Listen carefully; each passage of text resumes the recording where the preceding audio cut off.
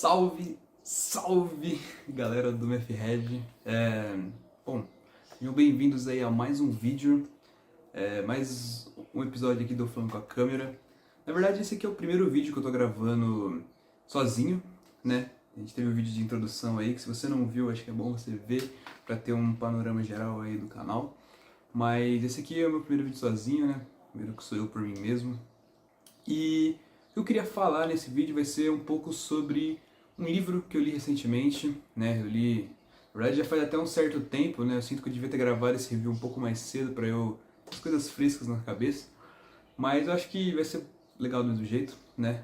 Eu li faz acho umas 2 semanas aí o Noites Brancas, do Dostoiévski, do Fyodor Dostoiévski, um pouquinho de literatura russa aí, né? E eu queria falar um pouco sobre a minha experiência lendo esse livro, o que eu achei, o que eu tirei dele, né? O que eu tirei de lição dele, o que eu acho que devia ser legal de eu passar para alguém. Eu acho que o primeiro ponto é bom ressaltar aqui que isso aqui não vai ser uma análise informativa, ou seja, se você clicou nesse vídeo achando que eu vou trazer uma discussão, não sei, ultra elaborada, não, vai ser realmente a minha visão, o que eu achei. Agora, se você achar a minha visão elaborada, tudo bem, né? Mas o intuito é ser uma conversa aqui mesmo. É como vocês podem ter visto aí na intro do vídeo, por isso que eu falo, vem esse vídeo bem importante, né? Eu vou realmente passar aqui minha experiência, minhas sensações lendo esse livro, né? Mas antes de começar realmente por falando sobre o livro em si, eu queria falar um pouco sobre o que me motivou a ler ele, né? Por que eu decidi começar por ele, começar por Dostoiévski. E a verdade é que assim, eu sempre fui uma pessoa bem que não tinha muito contato com a leitura, né? Tipo, eu achava muito legal, assim, tipo, pessoas que liam, pessoas que tinham conhecimento vindo dos livros, porque são pessoas, né, que, pô, ler um livro é uma coisa que, assim, demanda um tempo, demanda um pouco de você, né? E é bem interessante isso, alguém que se dispõe a esse tempo, eu sempre admirei isso. Mas eu nunca tive, pra mim, por questão de ter sido um vagabundo pra leitura, né? Essa é a verdade. Que oportunidade tinha. Então eu decidi que eu queria começar, tá ligado? Eu queria começar por algum ponto, começar por alguma coisa. E aí eu já tinha ouvido falar, né, do Dostoiévski e tal, Notas do Subsolo, não sei o que tem, sabia que era um autor, assim, até que bem conceituado. Até que bem, né? Sacanagem. Mas era um autor bem conceituado. E eu queria, pô, sei lá, por algum motivo eu decidi ler ele. Eu tinha um livro lá do Notas do Subsolo em casa, sempre tive lá pra ler, mas nunca li. E aí achei interessante ali um pouco da ideia, né? Então eu queria pegar, não sei nada sobre ele, não sei, tipo, não sabia nada sobre nada, só peguei puramente pra ver o que eu achava. E aí eu tava trocando ideia com o Raul, né, falando um pouco sobre que eu queria começar a ler, tinha já ouvido falar do Noites Brancas e tal, e ele já tinha lido esse livro, né, ele falou que era um livro muito bom, né, que era um livro bem legal pra você ler, assim, de começo, né, porque você tá pegando um autor clássico aí, né, uma coisa, um autor conceituado, né, pra galera aí, e pegando um livro simples dele, né? Relativamente simples. Foi isso que o Raul me falou. E aí eu peguei emprestado dele lá, ele tinha o livro, né? E aí peguei e li, cara, muito rápido, assim. É um livro que, de verdade, se você é um leitor ávido aí, você vai ler em um dia. Você lê em uma tarde ali, que você passa e dá uma você lê. Eu demorei 3 dias pra ler ali, mais ou menos, né? Porque tinha outras coisas pra fazer. Mas, assim, é um livro bem simples. De cara, assim, eu já falo pra vocês que eu achei um livro bem simples, bem gostoso de ler. É um romance, né? É um livro... Uma linguagem simples, eu achei também. Não é aquela linguagem que você pensa, pô, um livro antigo vai ser mais difícil. Não, ele é bem tranquilo de ler. Tem algumas partes ali que você tem que prestar um pouco de atenção ali nas divagações do personagem e tal. Mas, no geral, assim, é um livro bem tranquilo, tá? Achei bem gostosinho de ler, essa é a verdade. E, então é isso, eu acho, as considerações iniciais, antes de começar realmente, propriamente, do livro. Bom, vamos lá. Sobre o que eu quero começar falando. Eu quero começar falando um pouco sobre a história, assim, né? Que é o comecinho do livro ali. O livro ele te apresenta, primeiramente começa apresentando um personagem, né? Não tem um nome específico. Ele é só dito como sonhador ali na história, né? Que ele é um personagem que é um cara que você vê que ele é bem retraído, sabe? É um cara assim bem sozinho, ele fala muito sobre a solidão dele e sobre as impressões que ele tem dessa solidão. E não é como se ele quisesse ser sozinho, sabe? Ele é um cara que olha assim, que admira bastante, eu senti isso, ele admira bastante outras pessoas terem companhia, ter alguém ali perto, e ele queria muito isso, né? Tanto que ele fala no livro, né, que ele gostaria disso e tal, queria ir pra viagem ali de verão, que o pessoal da cidade dele ia e tal, mas ele não tinha ninguém, né? Ele era um sozinho, tirando ali pelo que eu entendi, acho que é a criada ali, né? Porque na época tinha esse tipo de coisa, que morava com ele lá e fazia as coisas pra ele. Então ele é um cara assim bem sozinho, eu acho muito legal isso, eu achei muito interessante isso no livro sobre como é colocado a visão dele, tipo, como ele vai falando das coisas, sabe? Tipo, ele vê uma pessoa caminhando na rua ali, fala sobre um senhor que ele encontra próximo de um córrego lá e não conversa com ele, mas ele sente que ele queria que ele estivesse ali, assim como, né, ele sente uma relação recíproca aqui, ali entre os dois. É muito interessante como ele vai construindo isso, sabe? Você vai criando um negócio ali com o personagem como se ele, pô, fosse alguém bem tímido, sabe? Bem retraído mesmo. E você vai começando a entender até os pontos dele, sabe? Tipo, por mais que você talvez não concorde, mas você vai entendendo ali a solidão dele e simpatizando, sabe? Eu acho isso bem legal. Em seguida, é apresentada pra gente a Natasha, né? Que lá ela tem como... E usa muito o diminutivo do nome dela, né? Naschenka, eu acho que é alguma coisa assim.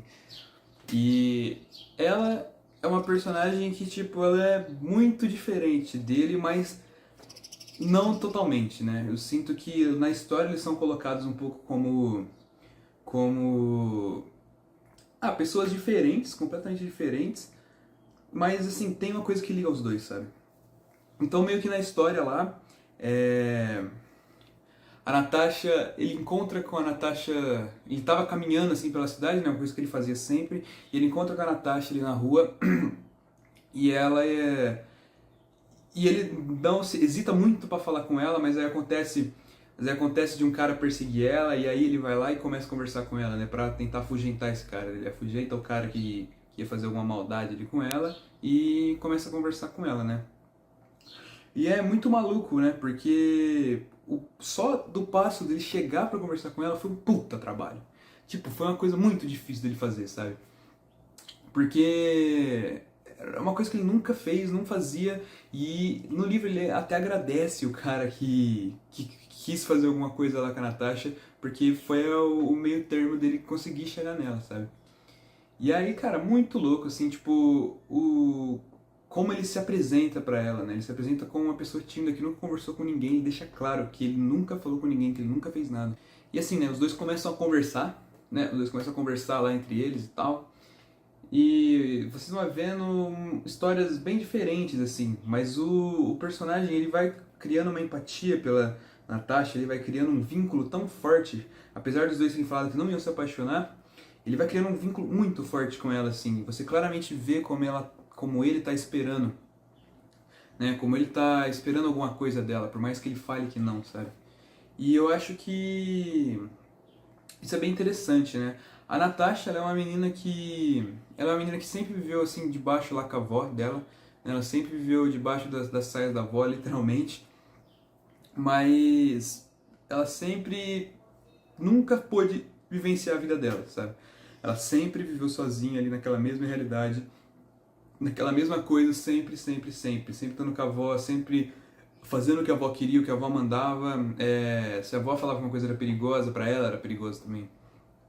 E o sonhador, né, vou chamar ele assim, ele vivia uma vida que apesar de ser muito livre, de ser muito poder fazer o que ele quisesse, ele não conseguia, sabe? Então, achei isso genial assim. Eram duas visões ali, tipo, completamente diferentes, mas tão parecidas, sabe? Enquanto um era totalmente livre para fazer o que queria, ele não fazia. Ele era um cara que só sonhava. O sonhador é por causa disso, porque ele só sonhava. E não é um sonhador de algo bom, tipo, você sonha em trabalhar numa coisa, sonha em conseguir tal coisa. Não. Ele sonhava com relações humanas, sabe? Ele sonhava com ter alguém na vida dele algum dia. Né? Ele sonhava com esse tipo de coisa e se contentava de que ele nunca ia conseguir isso, sabe? Ele tinha para ele que ele nunca ia conseguir uma coisa dessa, nunca ia conseguir alguém ou algo, sabe? E aí enquanto isso você tem isso de um lado, e do outro lado você tem a Natasha, uma menina completamente presa, com vontade de sonhar, de fazer alguma coisa, mas ela não podia, não conseguia, né? E, assim, ela sonhava em ter alguém, em ter alguma coisa, mas ela também não fazia muito por isso, porque ela não conhecia o mundo, sabe? São, tipo, é muita ingenuidade. A Natasha é uma pessoa de 17 anos, né, na história. Ela tem 17 anos e ele não lembra, assim. Eu não lembro se chega a mencionar a idade dele, mas eu acredito que seja um cara tipo, de 20 e tantos anos, sabe? Um pouco mais velho, 25 talvez. É, e, assim, é muito antagônico isso, né? Essa diferença entre os dois, sabe? É muito explorada de uma forma muito interessante, né? O sonhador ele começa a passar a visão dele do mundo para Natasha e ela fica incrédula. Ela fica incrédula sobre as coisas que ele fala, sabe? Sobre como ele só imagina, como ele nunca faz nada, sabe? E ela fica, tipo, ela cria uma empatia por ele que é o que faz ele se apaixonar por ela, né? E assim, eles sempre se reencontram, né? As noites brancas são 3 ou 4 noites, alguma coisa assim, que eles se encontram, né? Eles marcam de se encontrar essas 4 noites, nessas 4 noites acontecem esses diálogos, essas coisas. E aí ele começa a contar sobre a vida dele e tal, e ele fica fascinado por ela ouvir ele, por ela se atentar a ele, sabe? E tanto é que ele vai embora, ele fala que ele quer encontrar com ela no outro dia e tal, e eles marcam e voltam e, pô, sempre assim. E aí depois é a vez da Natasha contar a história dela. Eu tô passando um pouco por cima assim da história, não quero me aprofundar muito, até pra não dar um spoiler pra galera, mas a Natasha ela começa a contar essas coisas, né, sobre como ela é dependente, assim, né, ela não fala assim, né, mas claramente você vê que ela é totalmente dependente emocionalmente da avó dela e é presa no mundinho dela. Até que acontece uma coisa lá, né? Que, bom, não sei se eu falo, não sei, eu acho que acontece uma coisa lá, que tá na parte da história da Natasha, né? Que é um terceiro personagem, é um cara que ela conheceu, né? É um cara que ela conheceu, e esse cara, ela meio que se apaixonou por ele, só que ele precisou viajar, e ela tá esperando ele voltar, é por isso que ela tava ali naquele lugar, né? Então, meio que é isso, só que eu vou contar dessa parte. E assim, o que eu tiro de conclusão assim, né, do livro, dessas histórias, dessas coisas, é que eu acho que o Noites Brancas é um livro muito importante, é um livro bem contextualiza relacionamentos, sabe? Ele fala muito sobre, e deixa ali muito para você absorver para relações amorosas, eu acho, porque você tem duas figuras ali extremamente, sabe, ingênuas, sabe? Eu senti isso, eu senti muita ingenuidade por ambas as partes. Enquanto ele era um cara livre para fazer o que ele quisesse, sabe? Não tinha ninguém prendendo ele, ele podia fazer o que ele quisesse. Ele não conseguia, ele era extremamente preso, sabe? E ele não conseguia, sabe, criar qualquer tipo de vida com alguém, criar qualquer tipo de vínculo mais forte, sabe? Que desse um pouco de vida. Já a Natasha era assim, cara, ela se apaixona por esse cara que eu falei e é o único cara que ela conhece na vida dela. Tipo, e ela já quer já tem um sonho de casar, um sonho de continuar com ele pra sempre, eles vão ser felizes juntos pra sempre. E tipo, ela é extremamente espontânea, sabe? A primeira vez que ela consegue alguma coisa, ela quer muito e quer se casar com esse cara.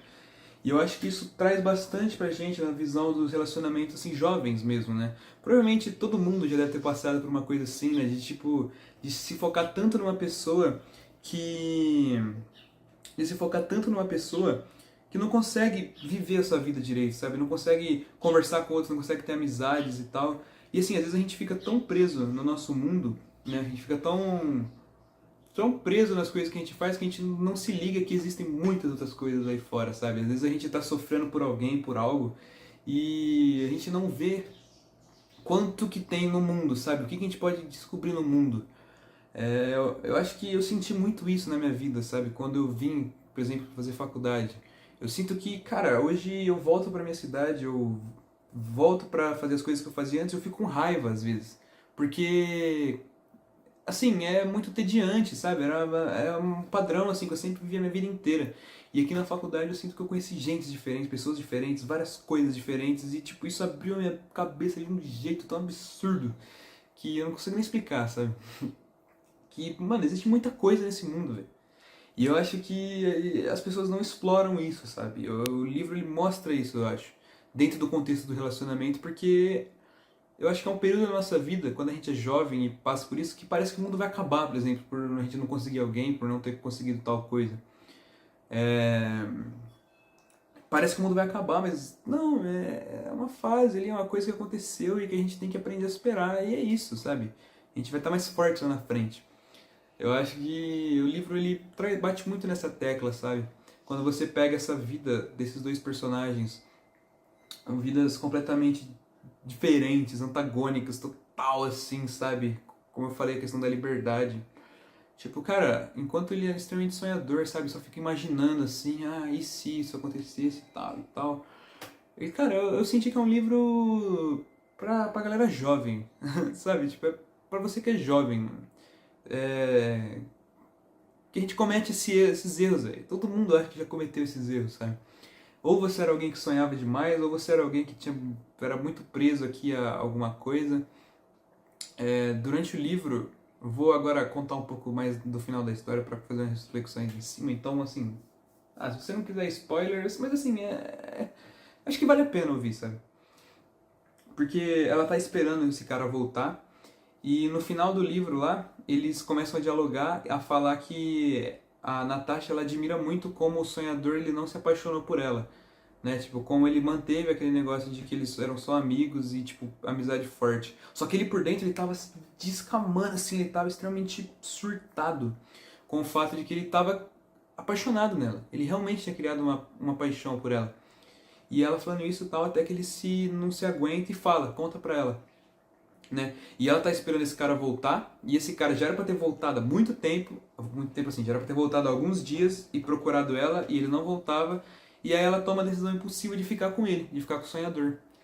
E eles começam a falar sobre ter uma vida junto e tal, eu não sei o que tem, não sei o que tem, não sei o que tem, e aí no final do livro, esse cara volta. E ela, na primeira oportunidade, larga o sonhador e volta. Eu até arrepio falando isso.